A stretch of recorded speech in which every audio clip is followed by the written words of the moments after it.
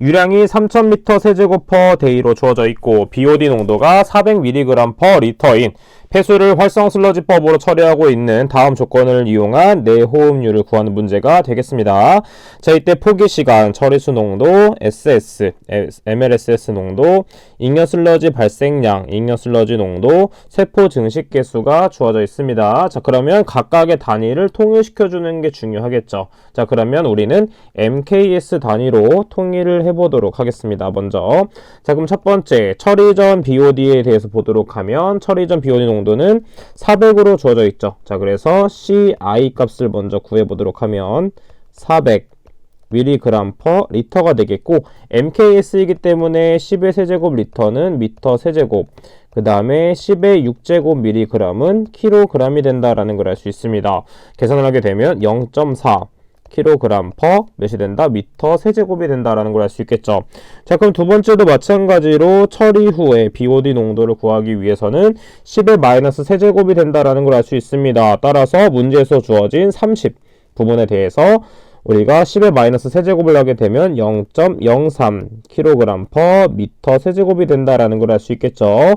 자, 그 다음에 구해야 될 게 무엇이냐면 포기조의 용적을 구해보도록 할 텐데, 용적은 따로 주어져 있지 않고 뭐가 주어져 있다? 포기 시간과 유량이 주어져 있습니다. 자, 이것을 활용해서 구할 수가 있겠죠. 유량 곱하기 시간으로 우리는 부피를 구할 수가 있습니다. 자, 유량은 3000m 세제곱 per day로 주어져 있고, 자, 이때 시간은 8시간. 자, 우리가 단위를 맞춰주도록 하면 24시간은 하루가 되겠죠.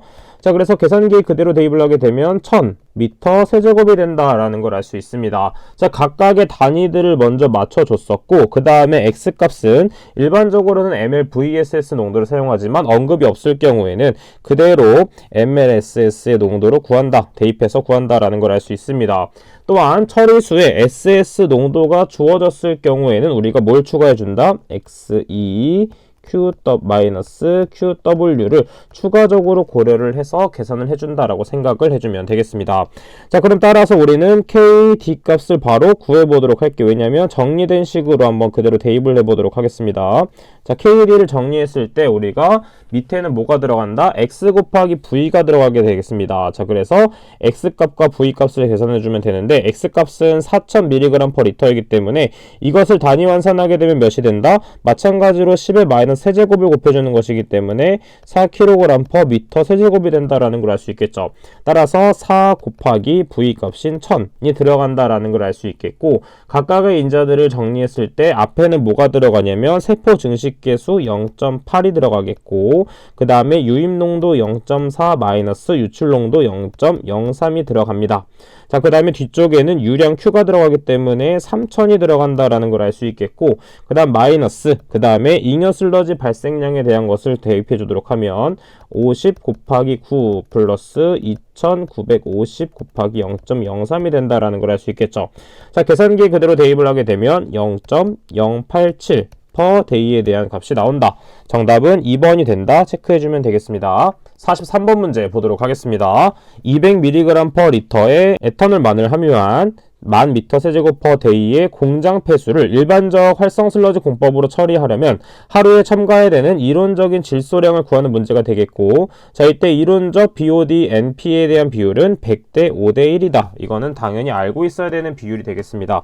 자, 그럼 먼저 반응식을 통해서 우리가 필요한 산소량을 구해보도록 할게요. 그래야지 우리는 BOD 값을 구할 수 있기 때문입니다. 자, 그래서 첫 번째 구해야 될 게 반응식을 먼저 세워보도록 하면 에탄올 C2H5OH는 산소와 반응을 해서 이산화탄소, 2개의 이산화탄소와 3개의 H2O가 발생된다라는 걸 알 수 있겠고, 산소가 우측에 7개, 그 다음에 에탄올에 1개가 있기 때문에 6개가 필요하죠. 그래서 3이 된다라는 걸 알 수 있습니다. 그 다음에 에탄올의 분자량을 구하게 되면 46이 된다라는 걸 알 수 있겠고, 그 다음에 산소 3 곱하기 32, 그 다음에 에탄올에 대한 값을 구해보도록 하면 에탄올의 발생량은 유량 곱하기 농도로 구할 수가 있습니다. 자, 그래서 에탄올의 발생량을 구하게 되면 200mg per 리터, 그 다음에 1000m 세제곱 per day가 되겠죠. 자, 단위 환산을 해주도록 하면 10의 세제곱 리터, 그 다음 미터 세제곱이 되겠고, 그 다음에 킬로그램으로 바꾸기 위해서 10의 6제곱 mg 분의 킬로그램이 되겠죠. 자, 계산기에 그대로 대입을 하게 되면 2000 kg/day가 된다. 자, 그래서 여기다 2000을 대입해주면 되겠죠. 이거는 X값이 된다. 자, X자로 곱해서 보게 되면 X값은 뭐가 된다? 4173.9130mg/L가 된다라는 걸 알 수 있겠죠. 자, 이때 비율을 통해서 보도록 하면 100대 5의 비율이기 때문에 X값에다 뭘 곱한다? X값에다가 0.05를 곱해주면 되겠죠. 자, 그래서 X값에다가 곱해주게 되면 N값이 나오게 되는데 이 값은 208.70mg/L 값이 나오므로 정답은 1번이 된다. 체크해 볼 수 있겠죠. 44번 문제 보도록 할게요. 아래의 공정은 생물학적 질소인 제거의 대표적인 공정인 A2O 공정을 나타낸 것입니다. 자, 각 반응조의 기능에 대해서 가장 적절하게 설명한 것을 보도록 할게요. 자, 대표적으로 현기조에서는 인 방출이 일어난다는 걸 알 수 있습니다. 따라서 3번, 4번은 제외된다는 걸 알 수 있겠고, 그 다음에 무산소조에서는 질산화, 탈질 이렇게 나와 있는데, 무산소조는 말 그대로 산소가 없는 상황이기 때문에 산화가 일어날 수가 없겠죠. 자, 그래 당연히 탈질이 발생된다라는 걸 알 수 있기 때문에 정답은 2번이 된다 체크해 볼 수 있겠고, 폭기조에서는 인의 과잉 섭취가 일어나고 질산화도 일어난다라는 걸 파악해 볼 수가 있겠죠. 그래서 정답은 2번이 된다 보시면 되겠습니다. 48번 문제 보도록 하겠습니다. 모노드식을 이용한 세포의 비증식 속도를 구하는 문제가 되겠네요. 자, 이때 제한 기질의 농도는 200mg/L, 그 다음에 반포화 농도는 50mg/L이고 세포의 비증식 속도는 최대치가 0.1로 주어져 있습니다. 자, 우리는 공식을 알고 있다면 충분히 풀어낼 수 있기 때문에 세포의 비증식 속도는 어떻게 구할 수 있다? 비증 속도의 최대치, 그 다음에 곱하기 반포화 농도 곱하기 농도가 되겠죠. 자, 그러면 최대치가 몇이다? 0.1. 그 다음에 곱하기, 그 다음에 반포화 농도가 50, 그 다음에 기질의 농도는 200으로 주어져 있습니다. 자, 계산기에 그대로 대입을 하게 되면 0.08 아워의 마이너스 1제곱이 나오므로 정답은 1번이 된다 체크해 볼 수 있게 되는 것이죠. 51번 문제 보도록 하겠습니다. 탈기법을 이용해서 폐수 중의 암모니아성 질소를 제거하기 위해서 폐수의 pH를 조절하고자 합니다. 자, 이때 수중의 암모니아, 그 다음에 암모니아를 NH3 98%로 하기 위한 pH를 구하는 문제가 되겠고, 다음과 같은 반응식이 주어졌을 때 평형상수 K는 1.8 곱하기 10-5제곱이 된다라는 걸 알 수가 있습니다. 자, 우리가 알고 있는 NH3%에 대한 식을 알고 있다면 우리는 OH 값을 바로 구할 수가 있겠죠. 자, 그래서 NH3%에 대한 농도 값은 어떻게 구할 수 있다? 분자에는 1이 들어가고 1 플러스 수산화 이온의 몰농도 분의 그 다음에 평형상수값 곱하기 100이 되겠습니다.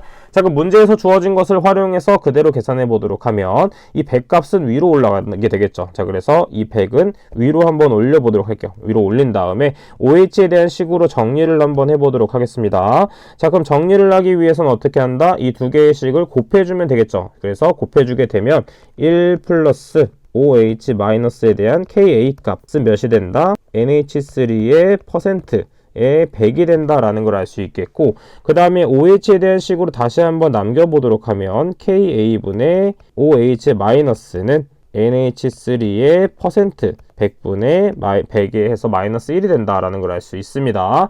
자, 그 다음에 우리는 OH에 대한 식으로 만들기 위해서 어떻게 한다? 역수를 취해줘야 되는데, 역수를 취하기 위해서는 통분을 해줘야 됩니다.